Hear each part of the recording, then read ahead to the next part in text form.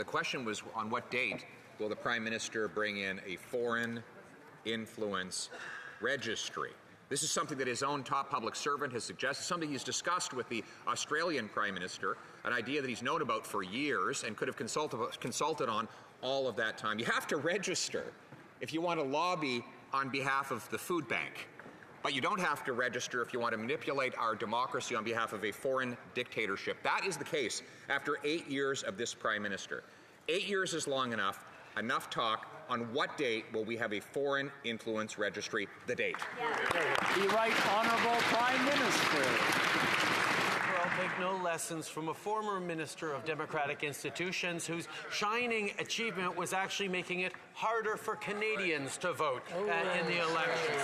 Over the past 8 years, we have done more than any previous government to ensure that we have mechanisms and tools and ways to prevent, counter foreign interference and reassure Canadians that everything is being done. And we will continue to do even more, including a foreign agent registry. We know how important it is to do everything to keep Canadians and our institutions safe. Hear, hear. The Honourable Leader of the Opposition.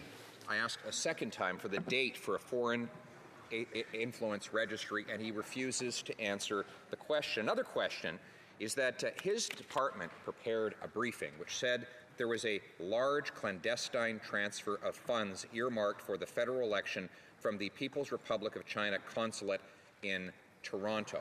Will the Prime Minister commit to return any of the funds that the Liberal Party, its local associations, his leadership campaign, or any Liberal nomination contestants received from the PRC? Yes or no? Right Honourable Prime Minister. We have long known that politicians across political parties, across levels of government and around the world are targeted by foreign interference. This is a fact. Just yesterday, the 2023 annual threat assessment of the U.S. intelligence community spoke of China's, quote, willingness to meddle in select election races that involved perceived anti-China politicians. So this is not a threat that Canada faces alone. We continue to work with our partners around the world. But at the same time, let me be clear that any suggestion that any member on either side of this House is not loyal to their constituents but a foreign government is not only dangerous, it undermines our democracy. The Honourable Leader of the Opposition.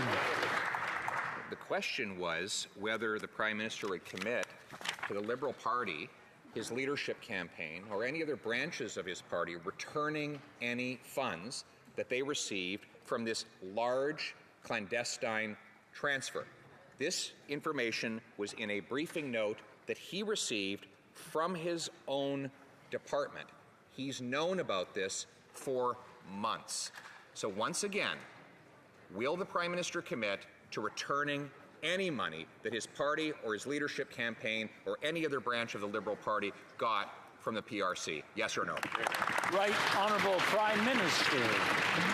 Speaker, despite the efforts of the Leader of the Opposition, Canadians know that foreign interference is not and should never be a partisan issue.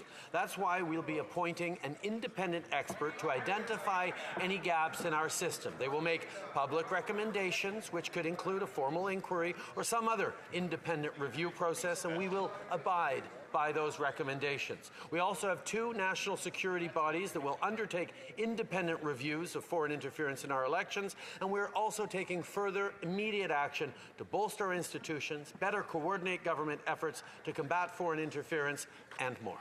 Hear, hear. The Honourable Leader of the Opposition. So he won't commit to giving back any money that his party got from this large clandestine transfer.